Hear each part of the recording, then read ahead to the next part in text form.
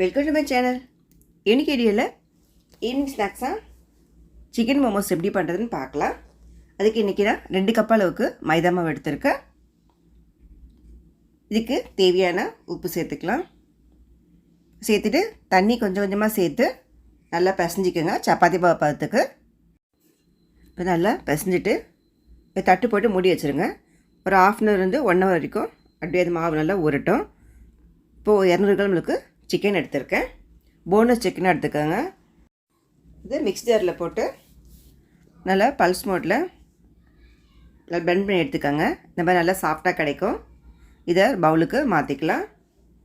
அடுத்தது ஒரு 2 கிளாஸ் தண்ணியில் 4 தக்காளி, ஒரு 5 காஷ்மீரி மிளகாவை நல்லா வேக வச்சு எடுத்துக்கோங்க. ஒரு 10 நிமிஷத்துக்கு வேக வச்சு எடுத்து ஆற வச்சுருங்க.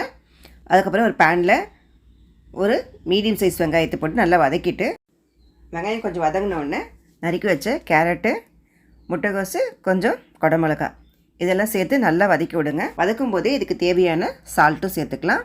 சேர்த்து நல்லா வதக்கி விடுங்க. இது வதக்கும் போதே நல்லா பாதி வெந்துடும். பாருங்கள், கொஞ்சம் நல்லா வதக்கி விட்ட பிறகு நம்ம ஏற்கனவே பிளெண்ட் பண்ணி வச்சுருக்கிற சிக்கனையும் சேர்த்துக்கலாம். சிக்கன் நம்ம இந்த மாதிரி செய்யும்போது சீக்கிரமாக வெந்துடும். இப்போ இது கூடவே இஞ்சி பூண்டு பேஸ்ட்டு, கொஞ்சம் மிளகுத்தூள், இதுக்கு சால்ட்டு, சிக்கனுக்கு தேவையான சால்ட்டு இதில் சேர்த்து நல்லா கிளறி விட்டுக்கோங்க. நீங்கள் இஞ்சி பூண்டு பேஸ்ட்டு நீங்கள் முதலே இந்த காயோடு சேர்த்தும் வதக்கிக்கலாம்.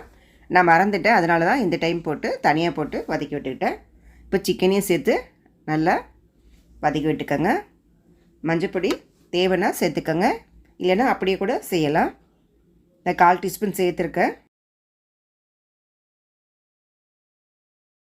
1 டீஸ்பூன் சோயா சாஸ் இதெல்லாம் சேர்த்து நல்லா ஒரு 10லேருந்து 15 நிமிஷத்துக்கு நல்லா வதக்கிக்கிட்டே இருந்தீங்கன்னா அந்த சிக்கன் நல்லா வெந்து சாஃப்டாகிடும். நல்லா உதிரி உதிரியாக கிடைக்கணும். அது வரைக்கும் நீங்கள் இந்த மாதிரி வதக்கி விட்டுக்கணும். சிக்கன் வெந்த உடனே அதை எடுத்து ஆற வச்சுருங்க. இப்போ ஏற்கனவே தக்காளி வேக வச்சு எடுத்துருந்தோம், அதெல்லாம் ஆறிடுச்சு. இந்த மிளகாய் இருக்கிற விதையை எடுத்துடலாம். அதேமாதிரி தக்காளியில் மேலே அந்த காம்பு பகுதி இருக்கு இல்லையா, அந்த பச்சை கலரில் அது கொஞ்சம் ஹார்டாக இருக்கும், மிக்சியில் அரைக்க முடியாது. அதெல்லாம் அதையும் எடுத்துகிட்டு மிக்ஸி ஜாரில் சேர்த்து நல்லா நைஸாக ஃபைன் பேஸ்ட்டாக அரைச்சி எடுத்துக்கோங்க. நம்ம இந்த காஷ்மீர் மிளகாய் சேர்த்துருக்கோம், அதனால் உங்களுக்கு காரம் கரெக்டாக இருக்கும். அதனால் இந்த தக்காளிக்கு ஏற்ற மாதிரி 5 மிளகாய் சரியாக இருந்துச்சு. உங்களுக்கு காரம் இன்னும் அதிகமாக வேணுன்னா இன்னும் ஒரு மிளகாய் கூட சேர்த்துக்கலாம். இப்போது மோமோஸ்க்கு சாஸ் ரெடி பண்ணிடலாம். பேனில் இப்போ 2-3 ஸ்பூனுக்கு ரீஃபைண்ட் ஆயில் சேர்த்துருக்கேன். சேர்த்துட்டு நறுக்கின பூண்டு 3 இதில் சேர்த்துக்கலாம். சேர்த்து நல்லா வதக்கி விடுங்க. அது நல்லா வதங்கின உடனே நம்ம அரைச்சி வச்சுருக்கிற அந்த தக்காளியும் மிளகாயும் சேர்த்து மிக்ஸி ஜாரை அலசின தண்ணியை மட்டும் இதில் சேர்க்குறேன். ஒரு 1/4 டம்ளர் அளவுக்கு இருக்கும். இப்போது சால்ட் ஒரு 1/4 டீஸ்பூனும், ஒரு ஸ்பூன் சர்க்கரை சேர்த்துக்கிறேன். அதுக்கப்புறம் 1 டேபிள் ஸ்பூன் அளவுக்கு தக்காளி சாஸும் 1 டீஸ்பூன் சோயா சாஸ் சேர்த்துக்கலாம். இது சேர்க்கும் போது உங்களுக்கு அந்த டேஸ்ட் நல்லா பேலன்ஸாக கிடைக்கும். இது நல்லா கிளறி விடுங்க. மீடியம் ஃப்ளேம்லேயே வச்சு நல்லா அது கொதிக்க விடுங்க. இப்போ ஒரு 1/2 டீஸ்பூன் பெப்பர் சேர்க்குறேன்.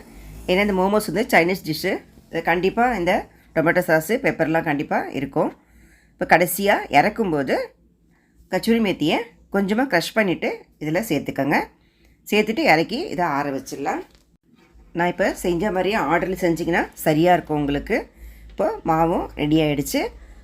இந்த மாதிரி நல்லா பிசைஞ்சு விட்டுட்டு ஈக்குவல் சைஸாக நீங்கள் கட் பண்ணி எடுத்துக்கலாம். உங்களுக்கு தேவையான சைஸு நீங்கள் சேர்த்துக்கோங்க. போட்டு இப்போ நல்லா உருட்டிட்டு பூரி அளவுக்கு நான் உருட்டியிருக்கேன், ஒரு பூரி சைஸ் அளவுக்கு. இதில் நடுவில் நம்ம செஞ்சு வச்சுக்க சிக்கன் ஸ்டஃபிங்கை இதில் உள்ளே வச்சு அதாவது ஓரங்களை சின்ன சின்ன மடிப்பாக மடிச்சிட்டே கடைசியில் லைட்டாக ட்விஸ்ட் பண்ணிங்கன்னா இந்த மாதிரி மோமோஸ் ரெடி ஆகிடும். இந்த மாதிரி எல்லாத்தையும் செஞ்சு வச்சுக்கோங்க. அதை செஞ்சு வைக்கும்போதும் லைட்டாக துணியை போட்டு மூடி வச்சுக்கோங்க, இல்லைன்னா காஞ்சு போயிடும். இப்போ ரெடி பண்ண இந்த மோமோஸை ஆவியில் வேக வச்சு எடுக்கணும். ஒரு 10 நிமிஷத்துலேயே வெந்துடும். 10 நிமிஷம் ஆகிடுச்சு. சூப்பராக மோமோஸ் ரெடி ஆகிடுச்சு. நம்ம ரெடி பண்ண அந்த மோமோஸ் சட்னியோடு கொடுத்திங்கன்னா ரொம்ப டேஸ்ட்டாக இருக்கும். எல்லோரும் விரும்பி சாப்பிடுவாங்க. நீங்கள் ஹெல்த்தியாக வேணுன்னா கோதுமை கூட ட்ரை பண்ணி பார்க்கலாம். இந்த ரெசிபி பிடிச்சா லைக் பண்ணுங்கள், ஷேர் பண்ணுங்கள், மறக்காமல் சேனலை சப்ஸ்கிரைப் பண்ணுங்கள். தேங்க்யூ ஃபார் வாட்சிங்.